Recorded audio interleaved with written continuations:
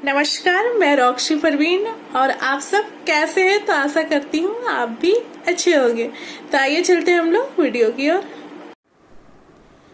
नमस्कार, आज हम लेसन प्लान यानी पाठ योजना को देखेंगे। आज का जो हमारा विषय है वह है सिविक्स यानी नागरिक शास्त्र, और जबकि हमारा टॉपिक यानी प्रकरण जिस पर लेसन प्लान बनाया गया है वह है मौलिक कर्तव्य।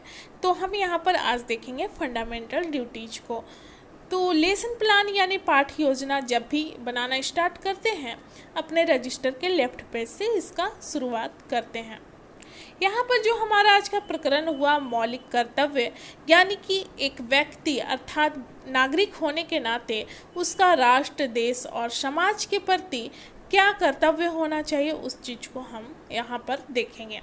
सबसे पहले लिखते हैं विद्यालय का नाम, जिस विद्यालय में पढ़ाने के लिए जाना है। फिर अपना नाम लिखेंगे, फिर क्रमांक यानी रोल नंबर क्या है।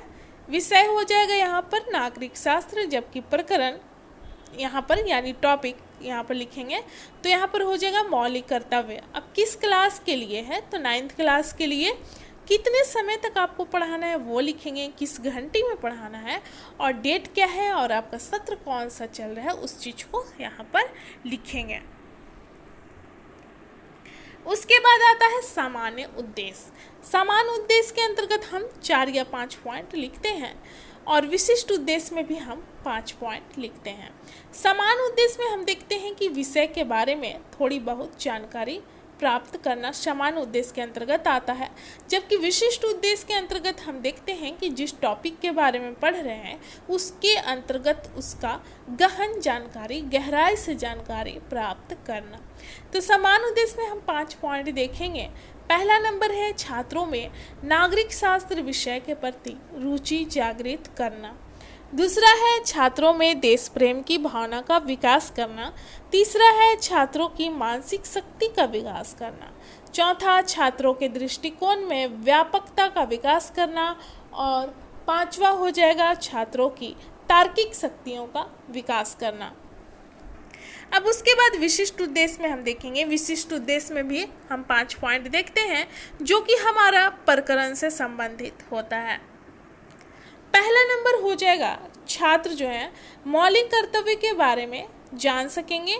दूसरा, छात्र मौलिक कर्तव्य का ज्ञान प्राप्त कर उसकी व्याख्या अपने शब्दों में कर सकेंगे।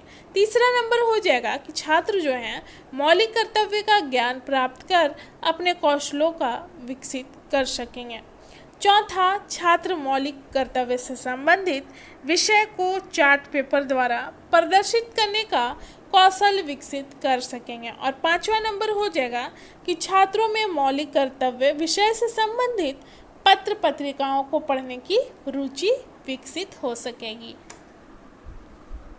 उसके बाद हम अगले पेज में आएंगे, राइट पेज में। यहाँ पर लिखेंगे सहायक शिक्षण सामग्री, यानी कि आप पढ़ाने के लिए किन सामग्री का प्रयोग कीजिएगा उस चीज़ को लिखेंगे। तो यहाँ पर हो जाएगा चौक, डस्टर, मॉडल, चार्ट, संकेतक और अन्य शिक्षण सहायक सामग्री।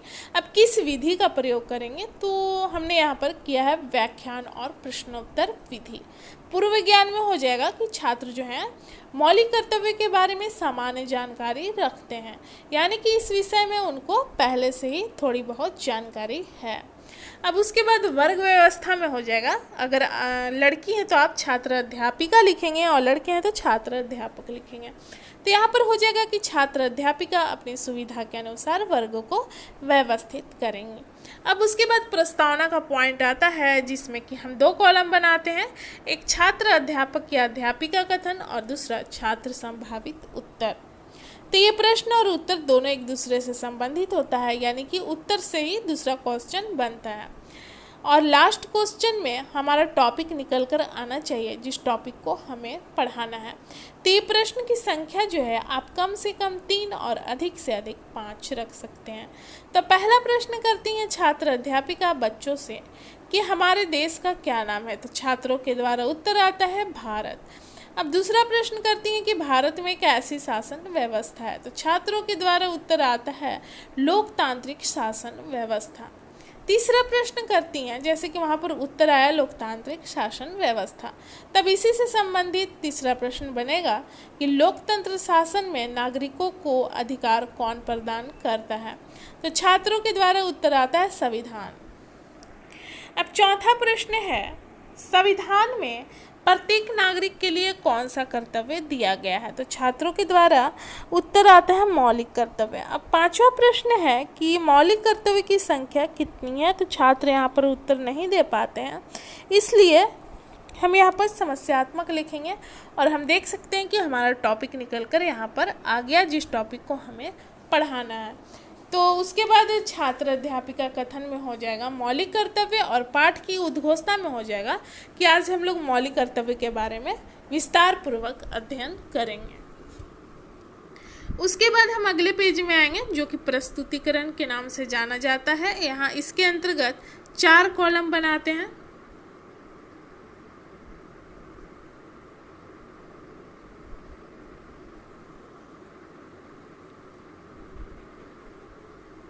यहाँ पर मौलिक कर्तव्य ये शिक्षण बिंदु है पहला, यानी कि हमारा टॉपिक से संबंधित पॉइंट रहेगा। उस पॉइंट की व्याख्या जो है छात्र अध्यापिका द्वारा क्लास में जो दिया जाएगा वो दूसरे कॉलम में लिखेंगे, छात्र अध्यापिका क्रियाशीलता वाला कॉलम में। और तीसरा कॉलम है छात्र क्रियाशीलन, यानी कि छात्रों का व्यवहार पढ़ाने के दौरान कैसा रहेगा, वो किस प्रकार उत्तर देंगे, उस चीज़ को लिखेंगे। और चौथा श्यामपट्ट कार्य, यानी कि आप पढ़ाने के लिए जो ब्लैक बोर्ड यूज करते हैं उसमें जिस तरीके से लिखते हैं बच्चों को समझाने के लिए, जिस तरीके से डायग्राम बनाते हैं, उसी तरीके से आप चौथा कॉलम में यहाँ पर लिख सकते हैं। तो सबसे पहले जानेंगे मौलिक कर्तव्य। तो भारतीय संविधान के भाग 4, संविधान के भाग 4 के अनुच्छेद 51 क 51A यानी 51 क में मौलिक कर्तव्य का वर्णन किया गया है। मौलिक कर्तव्य हमें अपने राष्ट्र के प्रति कर्तव्य को याद दिलाता है, यानी कि एक व्यक्ति का अपने देश के प्रति क्या कर्तव्य होना चाहिए, उस चीज को यहाँ पर बताया गया है। 42वें संवैधानिक संशोधन 1976 के द्वारा 10 मौलिक कर्तव्य का समावेशन किया गया था। 1976 में जो है 10 मौलिक कर्तव्य को जोड़ा गया था, जबकि 86वें संवैधानिक संशोधन 2002 के द्वारा एक मौलिक कर्तव्य और जोड़कर उसकी संख्या 11 कर दी गई। मौलिक कर्तव्य ही हमें अपने कर्तव्यों के प्रति जागरूक करता है। अब इसी से संबंधित प्रश्न करती हैं छात्र अध्यापिका कि मौलिक कर्तव्य का वर्णन किस अनुच्छेद में किया गया है, जो कि बोधात्मक प्रश्न के नाम से जाना जाता है। तो यहाँ पर छात्रों के द्वारा उत्तर आता है अनुच्छेद 51 क में मौलिक कर्तव्य का वर्णन किया गया है। यहाँ पर छात्र क्रियाशीलन में देख सकते हैं कि कक्षा में छात्र जो हैं छात्र अध्यापिका द्वारा पढ़ाए जा रहे कथनों को सुनेंगे। और श्यामपट्ट कार्य में देखेंगे कि मौलिक कर्तव्य के बारे में, तो इसका जो संविधान में वर्णन है वो भाग 4 में किया गया है और अनुच्छेद 51 क यानी कि 51A के अंतर्गत किया गया है। इन मौलिक कर्तव्य की संख्या टोटल 11 है और यह नागरिकों को अपने कर्तव्य के प्रति जागरूक कराता है। अब दूसरा शिक्षण बिंदु देखेंगे, मौलिक अधिकार एवं कर्तव्य में क्या संबंध है, उस चीज को हम यहाँ पर जानेंगे। तो मौलिक अधिकार एवं कर्तव्य जो हैं, इन दोनों के बीच एक गहरा संबंध है। हमें अपने अधिकारों के प्रति जागरूक करने का काम मौलिक अधिकार करता है, तथा वही मौलिक कर्तव्य हमें अपने क्या करता है, कर्तव्यों को याद दिलाता है कि एक व्यक्ति का क्या कर्तव्य होना चाहिए देश के प्रति, राष्ट्र के प्रति, उस चीज़ को याद दिलाता है। जबकि अधिकार यह जागरूक करता है कि व्यक्ति को क्या क्या अधिकार प्राप्त है। इन अधिकारों को जानकर व्यक्ति अपने अधिकारों की मांग करता है। इस प्रकार कर्तव्य के आधार पर ही व्यक्ति अपने अधिकारों की मांग कर सकता है। इस प्रकार अधिकार एवं कर्तव्य दोनों एक ही सिक्के के दो पहलू हैं तथा दोनों के बीच गहरा संबंध है। अगर कोई व्यक्ति अपने कर्तव्य को अच्छे तरीके से निभाता है तो वो क्या करेगा कि अपने अधिकार की मांग भी आसानी से कर सकता है। यानी कि किसी व्यक्ति को काम दिया गया है कि आप यानी कि 5 घंटे का काम दिया गया है, तो वह व्यक्ति अपना उसका कर्तव्य होगा कि वो 5 घंटा काम पूरा करेगा। और अगर उसका मालिक पैसा नहीं देता है तो वो क्या कर सकता है कि अपने अधिकार की मांग कर सकता है, यानी पैसे की मांग कर सकता है। वो पैसे का मांगना उसका अधिकार हुआ, क्योंकि वो अपना कर्तव्य निभाया है काम करके, तो इसलिए उसको पैसा मिलना चाहिए। तो अगर नहीं मिलता है तो वो अपना मांग कर सकता है। उसी तरह राष्ट्र के प्रति है, तो राष्ट्र के प्रति व्यक्ति अगर अपना कर्तव्य अच्छे तरीके से निभाता है और अगर किसी स्थान पर उसका अधिकार नहीं मिलता है तो अपने अधिकारों का मांग आसानी से कर सकता है। तब इसी से संबंधित प्रश्न करती हैं छात्र अध्यापिका कि मूल अधिकार एवं कर्तव्य में क्या संबंध है। तो छात्रों के द्वारा यहाँ पर उत्तर आता है कि मूल अधिकार एवं कर्तव्य जो हैं दोनों व्यक्ति के अधिकार एवं कर्तव्य के बीच संबंध को बनाए रखता है। श्यामपटकार में देख सकते हैं कि मौलिक अधिकार एवं कर्तव्य में संबंध जो है तो यह व्यक्ति को अपने अधिकार और कर्तव्य के प्रति दोनों के प्रति जागरूक करता है, एक अधिकार और दूसरा कर्तव्य।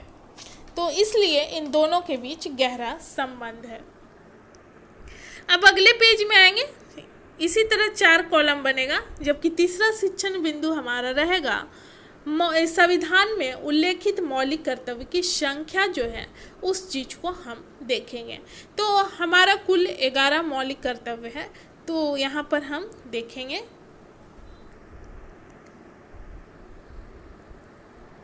तो यहाँ इसका वर्णन संविधान के भाग 4 अनुच्छेद 51A में 11 मौलिक कर्तव्य का वर्णन किया गया है, जिसमें पहला नंबर है संविधान का पालन करना।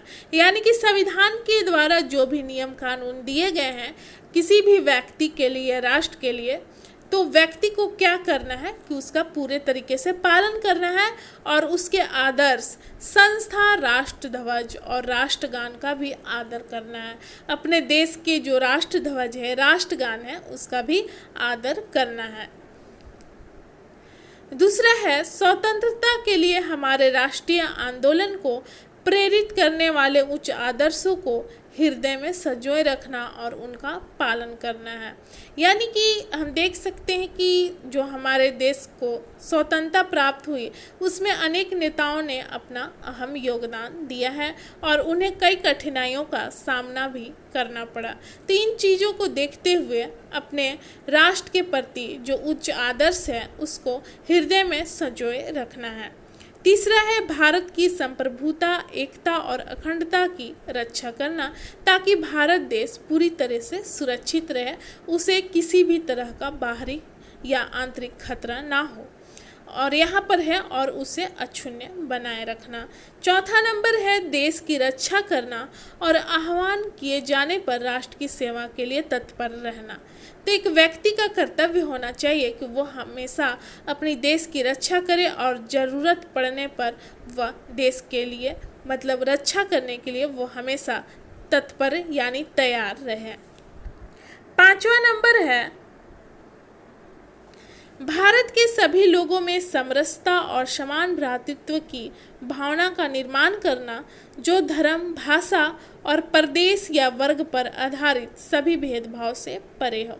ऐसी प्रथाओं का त्याग करना जो स्त्रियों के सम्मान के विरुद्ध हो। तो पहले बहुत सारी ऐसी प्रथाएं थी कि जो कि ज़्यादातर भेदभाव किया जाता था पुरुषों और महिलाओं के बीच। तो ऐसी चीज़ों को त्याग करने की बात की गई है, इसका विरोध करने का बात कहा गया है यहाँ पर। छठा नंबर है भारतीय संस्कृति के गौरव को समझें और उसका सम्मान करें। यानी कि हमारे संस्कृति के जो भी गौरव हैं या धरोहर स्थल हैं उनका सम्मान करने की बात की गई है, ताकि हमारा संस्कृति मिटने से बचा रहे और इसका अच्छे तरीके से राष्ट्र के साथ साथ अंतर्राष्ट्रीय स्तर पर भी इसे सम्मान की दर्जा प्राप्त हो।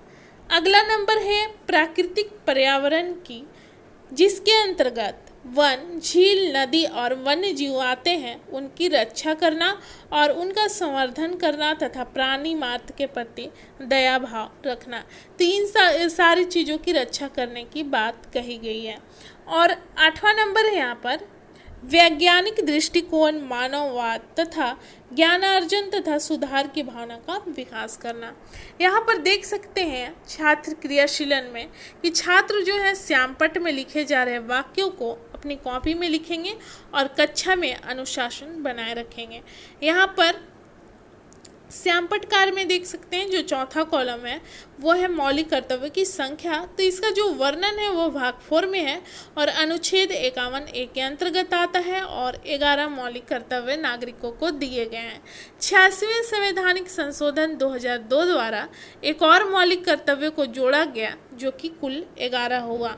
42वें संवैधानिक संशोधन 1976 द्वारा मौलिक कर्तव्य की संख्या पहले क्या थी, 10 थी, जबकि 86वें संवैधानिक संशोधन 2002 में एक और मौलिक कर्तव्य को जोड़कर 11 संख्या की गई।